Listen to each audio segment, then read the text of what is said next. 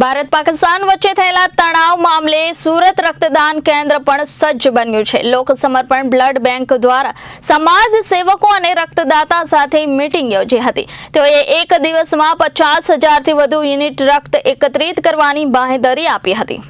સુરતના લોક સમર્પણ રક્તદાન કેન્દ્ર દ્વારા ભારતીય સેનાની જરૂરિયાતોને ધ્યાનમાં રાખીને કરવામાં આવેલી તૈયારીઓ કરવામાં આવી છે।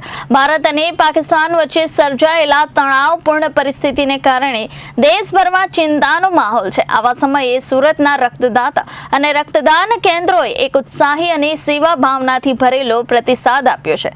બ્લડ બેંકના પ્રમુખ હરિભાઈ કથિરિયાએ જણાવ્યું હતું કે સુરતમાં સેવામાં આગેવાન લોકો છે અને તે દેશ માટે પણ કરવા તૈયાર છે। લોક સમર્પણ બ્લડ બેંકે સમાજ સેવકો અને રક્તદાતાઓ સાથે મીટિંગ કરી અને એક જ દિવસમાં 50,000 યુનિટ રક્ત એકત્ર કરવાની તૈયારી દર્શાવી છે।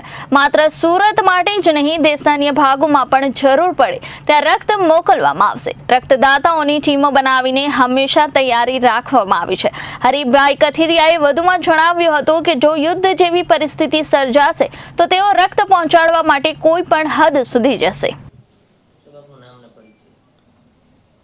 હરિ કથિરિયા, લોક સમર્પણ રક્તદાન કેન્દ્રના પ્રમુખ।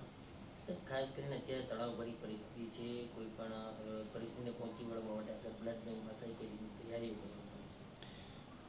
આમ તો જ્યારે યુદ્ધના ભણકારા વાગી રહ્યા છે એવું ટીવી માધ્યમથી જાણ્યું, તો આ સુરત તો કર્ણની ભૂમિ છે અને લોક સમર્પણ રક્તદાન કેન્દ્રએ અગાઉ એક જ દિવસમાં 8,008 યુનિટ હોય, એક જ દિવસમાં 20,022 યુનિટ હોય, એ વિવિધ સંસ્થાઓ અને રક્તદાતાના સહયોગથી એક જ દિવસમાં એટલું બ્લડ આપણે એકઠું કરી શક્યા હતા। આ તો મા ભૌમની માટે જ્યારે સાથ પડે ત્યારે મને ગૌરવ થાય છે કહેતા કે એક જ દિવસમાં કદાચ 50,000 યુનિટ બ્લડની જરૂરિયાત ઊભી થાય તો આ સુરતથી આ કર્ણની ભૂમિ છે અને અહીંયા એકાકલ પડશે ને તો એક જ દિવસમાં 50,000થી પણ વધારે રક્તદાતાઓ રક્તદાન કરવા માટે લાઈનો લગાવશે અને રક્તદાન કરશે।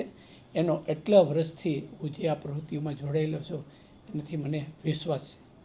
અત્યારે હાલ કઈ રીતની આપણે ત્યાં સ્ટોક અને તમામ અત્યારે તો રૂટિન જે સ્ટોક હોય એ જ છે, પણ આ જે પરિસ્થિતિ છે એના માટે અમે એક મિટિંગ બોલાવી હતી। એમાં વિવિધ સંસ્થાઓના આગેવાનો, આયોજકોને, રક્તદાતાઓને અને જે નિયમિત રક્તદાન કરે છે એવા બધાને બોલાવી અને જે પણ પરિસ્થિતિ છે તેને પહોંચી વળવા માટે આપણે શું કરી શકીએ, તો બધે જ એક જ અવાજ એવું કીધું કે જે પણ પરિસ્થિતિ છે એ પરિસ્થિતિમાં આપણે પહોંચી જઈશું। બ્લડની કોઈ શોર્ટેજ સુરતમાં નહીં પડે અને જરૂરિયાત પડશે તો અહીંયાથી સુરતમાંથી બહાર પણ આપણે મોકલીશું। Reporter Arvind Rathod, Janadesh news, Surat.